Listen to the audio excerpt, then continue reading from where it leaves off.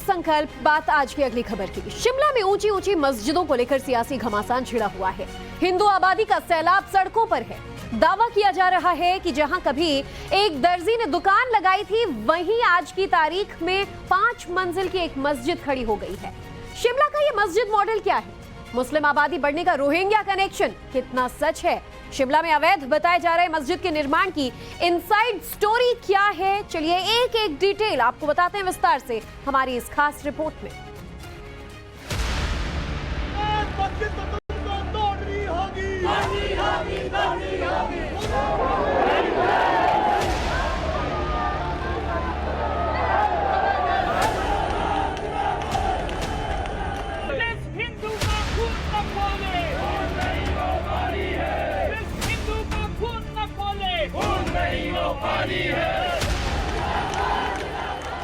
शिमला में यह आक्रोश ऐसे ही नहीं दिखा। इनके गुस्से की वजह सुनेंगे तो तंग रह जाएंगे। स्थानीय लोगों का दावा है कि मस्जिद की वजह से पूरा आस पड़ोस परेशान है। पहले हमें पता था कि कौन लोग यहाँ पर आ रहे हैं, अब कुछ नहीं पता चलता है। इतनी तादाद में होते हैं कि हम यहाँ से निकलना हमें मुश्किल हो जाता है। इनका वेट करना पड़ता है। हम बच्चों को स्कूल से लाते हैं, वेट करना पड़ता है। ये जब जाएंगे तो हम इनमें से निकलेंगे। तो क्या आपको लगता है कि कुछ सुरक्षा का भी डर है? हाँ जी सर, वो तो मेन इशू है। यहाँ पर कुछ नहीं पता है हमें कि कौन लोग आ रहे हैं, कौन नहीं आ रहे हैं और किस रूप में। अब बांग्लादेशी घुस बैठी है, कुछ है, तो कुछ नहीं बोला जा सकता उसके बारे में। यहाँ पर लड़ाई होती है, फिर पुलिस वाले आते हैं, फिर उनको समझाते हैं।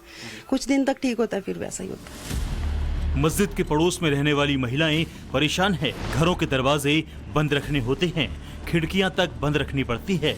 मस्जिद के पास में दुकान चलाने वाली महिलाएं परेशान हैं। स्थानीय लोग असहज हैं। मस्जिद में आने जाने वाले लोगों पर तरह तरह के आरोप लगाए जा रहे हैं। आपका जो घर है यहाँ से बिल्कुल सटा हुआ है। ये सामने जो मस्जिद है ये भी हम दिखा दें यहाँ से कि ये घर है और बिल्कुल इसके सामने ही मस्जिद है। जो दरवाजा खुलता है वहाँ आप देख सकते हैं खिड़कियां हैं, दरवाजे हैं मस्जिद की, वो हमें दिखाई देती है। तो शिल्पी जी, एक सवाल ये भी था कि जो वॉशरूम वगैरह है वो ओपन ही है? हाँ जी सर, नहीं, डोर है इनमें लगे हुए, पर जब कभी इनको ओपन करके ही बैठते हैं। ये मैक्सिमम कई बार हो चुका है कि मेरे ताई जी का घर साथ ही है, तो वहां से सब दिखता है। हमें खिड़कियां दरवाजे अपने बंद करके बैठना पड़ता है। कई बार हम बोल चुके हैं कि आप बंद करके क्यों नहीं करते, तो बोलते हैं आप अपनी आंखें बंद करो, हमें तो अपने जाना आना। आपत्ति जताई लेकिन? हाँ जी, नहीं। फिर पुलिस आती है, पुलिस कुछ बोलकर चली जाती है इन्हें, फिर कुछ टाइम के बाद ठीक है, उसके बाद फिर से वही सारा प्रोसेस होता है। शिमला में अवैध बताए जा रहे मस्जिद के निर्माण की इनसाइड स्टोरी क्या है? अचानक मामले ने कैसे पकड़ा तूल? इसे जानने के लिए टाइम्स नाउ नव भारत के 2 संवाददाता मनोज कुमार और पूनम शर्मा ग्राउंड जीरो पर पहुंचे। विवादित मस्जिद के इमाम से बात की, मस्जिद के पड़ोस में रहने वाले लोगों से बात की, दुकानदारों से बात की।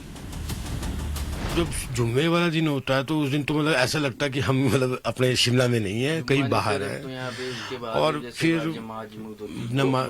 बहुत जी। तो ये क्या आपको कुछ सुरक्षा का भी खतरा लगता है? लगता है सर, हमने कई बार कहा है कि इतनी तादाद में लोग आ रहे हैं तो सुरक्षा में तो लगता ही है कि सर के मतलब कोई कौन लोग है। अब देखिए, किसी के सिर पे तो नहीं लिखा कि कौन क्रिमिनल है, क्या है। बाहर बैठ जाते हैं नीचे ग्राउंड में, किसी को चलने में दिक्कत, फिर बाहर से भी इनमें अब लोग आते हैं तो बहुत ही दिक्कत होती है सर। अब तो यहाँ पे चलना फिर अब तो ये मतलब कि जुम्मे के दिन में नहीं, कभी भी आ जाते हैं इनके मन चाहे। बाहर से लोग आते हैं, कई बार हमने रात को ये हमेशा मैंने देखा है। कम से कम 20-20, 25-25 लोग अपना सामान लेके आते और रात को मतलब यहीं पे फिर रहते यहीं पे। अब वो ना इनका कुछ पता होता है, ना इनकी कोई इन्फॉर्मेशन है कि क्या आते जैसे वहाँ पे रजिस्टर कराया कि भाई आया है, कुछ भी नहीं ऐसा होता है। शिमला के जिस मस्जिद को लेकर तनाव है वो संजोली में बना हुआ है। यहाँ के लोग शिमला में यूपी वाला बुलडोजर चलाने की बात कर रहे हैं। अवैध मस्जिद के खिलाफ लोगों का गुस्सा फूट पड़ा है। इसी वजह से लोग सड़क पर उतर आए, अवैध मस्जिद को तोड़ने की मांग करने लगे। जमकर नारेबाजी हुई, अल्टीमेटम दे दिया गया।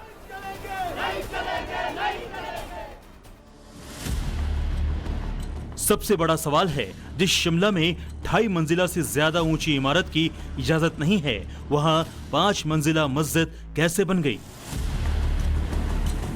क्या अब कांग्रेस सरकार मस्जिद पर बुलडोजर चलाएगी या खाना पूर्ति कर मामले को ठंडे बस्ते में डाल देगी?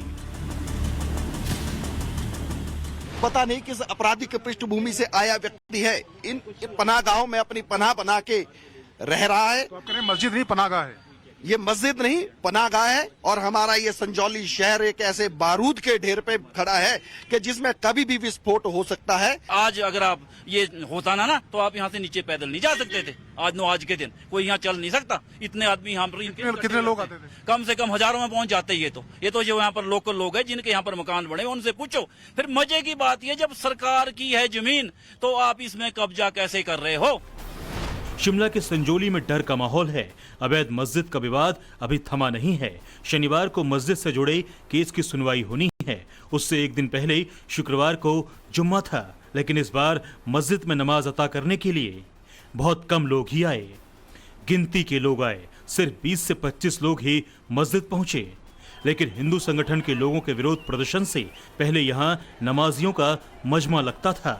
शुक्रवार को पैर रखने तक की जगह नहीं हुआ करती थी, लेकिन विरोध प्रदर्शन के बाद का माहौल बदला सा है। जिस तरह हर शुक्रवार को बहुत सारे लोग यहाँ पे आते थे, तो इस बार जो है तादाद काफ़ी कम है, क्योंकि लोग जो हैं काफ़ी डरे हुए हैं। जिस तरह का माहौल यहाँ पे तनाव काफ़ी ज़्यादा है। कल जैसे आंदोलन वगैरह हुआ है, उसकी वजह से लोग थोड़े सहमे हुए हैं। शिमला के संजौली में अभी शांति है, लेकिन क्या ये तूफान से पहले वाला सन्नाटा तो नहीं है? संजौली के लोग डरे हुए हैं। वो अपनी सुरक्षा से जुड़े सवाल उठा रहे हैं। जो अवैध है उसे समतल करने की आवाज उठा रहे हैं। जो मस्जिद का जो विवाद चल रहा है, इस मस्जिद के बारे में हमें बताइए थोड़ा कि ये कब बनी और कैसे ये इसकी शुरुआत हुई और लोग यहाँ कैसे बढ़ते चले गए? मेरे तो एक मंजिली में बिल्डिंग थी, उसके ऊपर टीन की छत थी पड़ी हुई। कोई आता नहीं था, कोई नहीं जाता था यहाँ पर। कभी कोई आ गया तो आ गया, नहीं तो कोई नहीं आता था यहाँ पर। बेकार पड़ी हुई थी ये, बेचारे रखो। नवभारत संवाददाता मनोज जिस घर में लोगों से बात कर रहे थे, उस घर से मस्जिद बिल्कुल पास में ही है। इस घर की बालकनी से मस्जिद में मौजूद इमामों को साफ साफ देखा जा सकता है।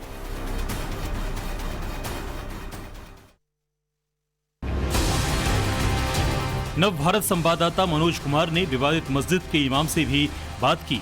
मस्जिद के इमाम ने बातचीत में बहुत बड़ा बयान दिया। इमाम ने दावा किया है कि मस्जिद वक्फ बोर्ड के अधीन है और 1947 से पहले मस्जिद बनी है। कहा जा रहा है कि भाई ये अवैध है, इस पर कितनी सच्चाई? देखो, ये मामला तो वक्फ बोर्ड और एमसी के इसमें चला हुआ है। इसको वक्फ बोर्ड देख रहा है इस मामले को हमारी तरफ से। हमारा काम तो सिर्फ नमाज पढ़ाना है मस्जिद में, बाकी काम वक्फ बोर्ड जो है वो देख रहा है इस मामले को। वक्फ बोर्ड की मस्जिद है, ये ऐसे भी नहीं कि नई मस्जिद बनी है। ये 1947 से पहले की मस्जिद है। मुझे 20-22 साल यहाँ नमाज पढ़ाते हुए हो गए हैं। विवादित मस्जिद के इमाम से यहाँ आने वाली नमाजियों से जुड़ा भी सवाल किया गया।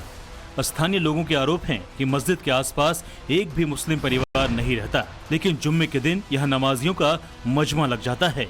मस्जिद में नमाज पढ़ने वाले कहां से आते हैं, कहां चले जाते हैं, इसके बारे में कुछ भी पता नहीं लग पाता।